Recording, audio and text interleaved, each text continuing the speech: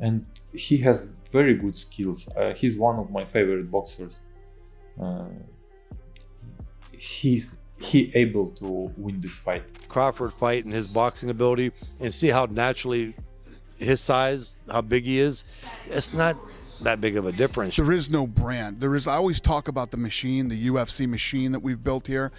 And when we put guys who are or girls that are talented in the machine, you start to build them. And there's nothing like that in boxing. That's what I want to build. David Benavidez has stunned fans with a bold take on the Canelo versus Crawford showdown, claiming the fight isn't as evenly matched as many believe, and one fighter might just be too good for the other. Only because of the weight difference, but you can't take Crawford's skill away. You know, you have to give him credit for his skill. He's an amazing fighter. He's an amazing technician in the ring, and I think it's like 60-40. According to him, this isn't a 50-50 matchup like many are calling it. Instead, Benavidez believes it's more of a 60-40 fight, leaning towards Canelo, not because Crawford lacks skill, but simply because of the weight difference. Benavidez, who's the WBC light heavyweight champion and has moved up after failing to land a fight with Canelo himself, didn't hold back. He gave Crawford all the credit in the world for his skill and technique, but pointed out the obvious size gap. In his eyes, Crawford is incredibly talented, but going up against a naturally bigger guy like Canelo changes the equation a bit. It's a good fight. More like a 60-40 only because of the weight difference, but you can't take Crawford's skill away. You know, you have to give him credit for his skill. He's an amazing fighter. He's an amazing technician in the ring, and I think it's like 60-40. And Benavidez isn't the only one weighing in. Everyone in the boxing world seems to have an opinion about this massive showdown between two of the sport's biggest names. Dmitry Bivol has also voiced his opinion addressing the Canelo Crawford fight. He sees a clear chance of winning for Crawford, but highlighted the weight concerns. Furthermore, Bivol also took time to advise Crawford on how he can win the fight with a focus on attaining the power and pressure of a 168-pound fighter. But then I saw him in Dubai maybe a month ago. I saw him. He's big, and he has very good skills. He's one of my favorite boxers. He able to win this fight. But there is a lot of but, and even not but, there is a lot of things, small things, which we don't know how he will deal with this. He need to get used to the power and pressure of 168. Another voice that joined the conversation was former unified middleweight champ Kelly Pavick. Pavick, who knows a thing or two about comebacks and ring IQ, had some advice for Crawford that might just come in handy. He focused more on strategy than size, saying Crawford's biggest advantage lies in his hand speed, jab, and the way he switches stances. According to Pavick, if Crawford wants a shot at winning, he shouldn't stick to one stance for too long. Constantly switching would keep Canelo guessing. But now that I watch Crawford fight and his boxing ability and see how naturally his size, how big he is, it's not that big of a difference, you know. The only advantage on that is Canelo's used to fighting guys coming down from 200, so it's going to be interesting. As a boxer, how would you approach that fight if you were Terence going in against Canelo? I will go in there, fight his game, use his reaction time, his natural abilities, his hand speed, that jab, switching from southpaw to orthodox. I wouldn't stay in one stance long enough for Canelo to figure out. That's going to be a huge thing.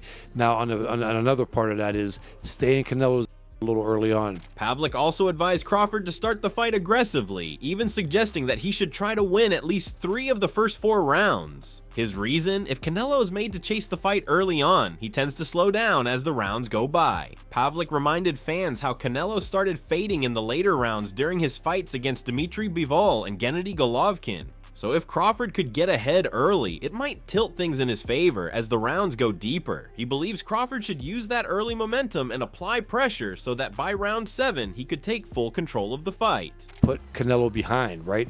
Even if it's 3 out of the first 4 rounds, because when Canelo has to fight, okay, when Canelo has to step it up, after 7 rounds, he starts to fade a little bit. We've seen that with Bivol. We've seen it in a lot of his fights with Triple G. You know, when Canelo could control the fight and the ring generalship, like, yeah, he could fight 12 rounds pretty good.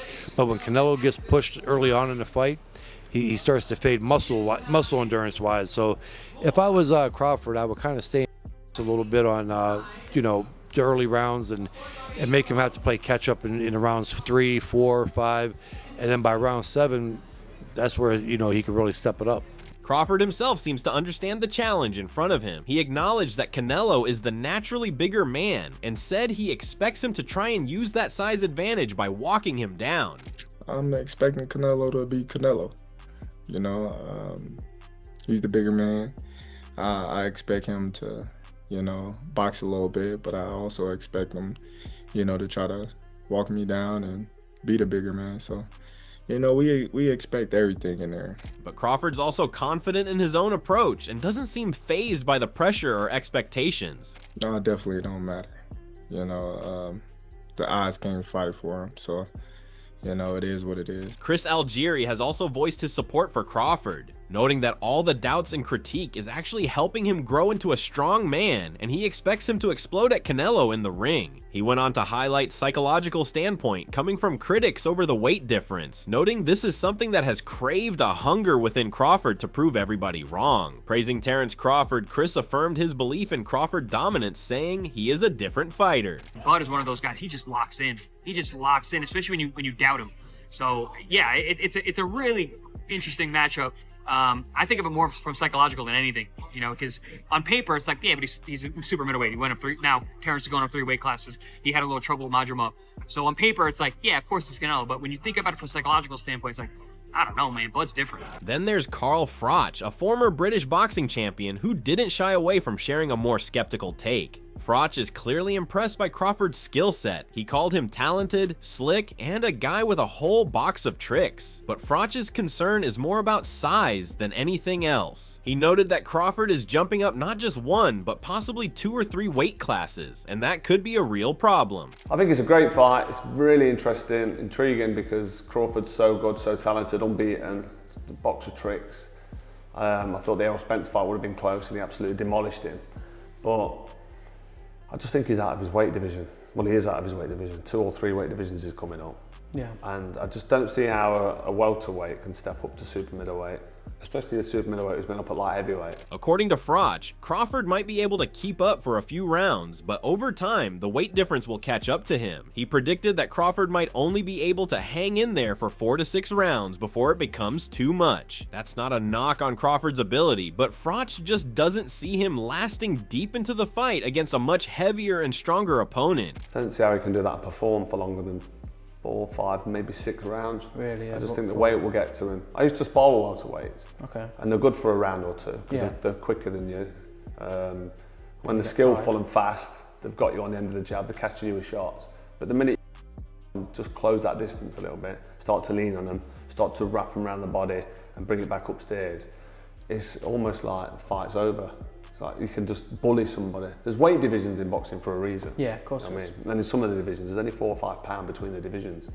This is Terence Crawford coming up 3 weight divisions, from 147 all the way up to 168, super middleweight, against a guy who's established at super middleweight, undisputed king. Even Stephen A. Smith, the outspoken ESPN commentator, gave his prediction, and he did it with full confidence. When asked who he's picking to win, he didn't even blink. His pick? Terence Crawford. Smith has a lot of respect for Canelo, calling him great and praising everything he's accomplished, but he believes that Crawford's skills are simply on another level. He emphasized Crawford's ability to switch between orthodox and southpaw, his quick jab, and most importantly, his movement. Smith argued that boxing isn't just about power and knockouts, it's also about speed, intelligence, and control, and in those areas, he thinks Crawford has the edge. I think he said this. He said, Crawford could find himself in trouble, and I'm not sure it was him, but I think it was him.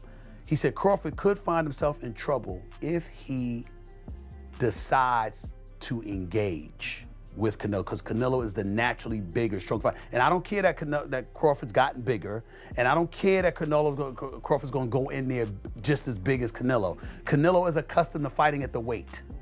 and Crawford is not. And Canelo is a genius in this regard. Smith even went further, pointing out one of Canelo's habits in the ring that he thinks will backfire. He said Canelo often loads up on every punch like he's trying to end the fight with each swing. Against someone like Crawford, who's fast and always moving, that kind of strategy won't work. It leaves openings, and Crawford is the kind of fighter who can take advantage of those. And I think that Crawford is brilliant as a boxer. And I think that between switching to conventional and southpaw, using his jab and movement, I think that Crawford is going to outpoint Canelo because he's faster. But I don't think he's gonna knock him out. Yeah. However, Smith also noted that Crawford would be wise not to engage in too many toe-to-toe exchanges. While he thinks Crawford wins by decision, he warned that if Crawford tries to brawl, Canelo's strength could become a serious problem. In his words, just because Crawford has bulked up doesn't mean he's used to fighting at that higher weight. Canelo is. I will confess, I think Gervonta Davis's trainer, Cal, I think he said this. He said, Crawford could find himself in trouble, and I'm not sure it was him, but I think it was him. He said Crawford could find himself in trouble if he decides to engage with Canelo, because Canelo is the naturally bigger, strong fighter. And I don't care that Crawford's gotten bigger, and I don't care that Crawford's going to go in there just as big as Canelo. Canelo is accustomed to fighting at the weight, and Crawford is not. And Canelo is a genius in this regard. You don't see him show up for fights not ready. He's always prepared. He's always ready. He's always prepared. So I think he's the slower fighter, though. Interestingly, UFC President Dana White also had something to say, though not directly about the fight itself. He talked about Terence Crawford as a star and how he would promote him if he were a UFC fighter. This actually goes back to a time over 6 years ago when Crawford attended UFC 241, choosing to be there in person instead of watching a boxing event that was happening in Vegas the same night. Stars were out this past week in UFC 241. One of them, one of the top pound-for-pound boxers, Terence Crawford. I mean, his promoter had fights kind of across town, right? And he chose to be at the UFC fights. What did you think of that? Yeah, that was interesting. We were happy to have him, and he's a stud. And he chose the right card to come to. White remembered seeing Crawford there, taking pictures and enjoying the action ringside. He said Crawford was a stud and mentioned how, if he had someone like him in the UFC, he would use the UFC Machine to build his brand, something boxing often fails to do. He explained that the UFC has a strong platform that turns talented fighters into stars, and that's the kind of exposure Crawford deserves. Now, did you get a chance to talk to him? I didn't. No, I was a little crazy that night, but I saw he was there and he was cruising around taking pictures with everybody, and we showed him on TV. So I'm glad he came out, and I hope he had fun. How would you promote a guy like Terence Crawford? Just like we promote all these guys here. First of all, in boxing, there is no brand. I always talk about the machine, the UFC machine that we've built here. And when we put guys who are or girls that are talented in the machine, you start to build them. And there's nothing like that in boxing. That's what I want to build. With all these takes, Benavidez, Pavick, Froch, Smith, and even White, it's clear that this fight is way more than just a simple matchup. It's a legacy-defining moment for both fighters. On one hand, there's Canelo Alvarez, a champion with 67 fights under his belt, a proven power puncher, and someone who's been tested time and again. On the other, there's Terence "Bud" Crawford, the slick, smart, undefeated technician who's looking to conquer a new weight class and add one more name to his already incredible resume. I just think my ability to adapt to every fighter that I've ever been in the ring with. I think making my adjustments on the fly is a skill that benefits me in each fight. As the countdown to Canelo versus Crawford continues, the predictions are heating up, and with legends, champs, and insiders all weighing in, the only thing left is to see who backs it up in the ring. If you're fired up for this historic showdown, don't forget to like, share, and drop your prediction in the comments. And make sure to subscribe to Ring Rivalry so you never miss a beat in the fight game.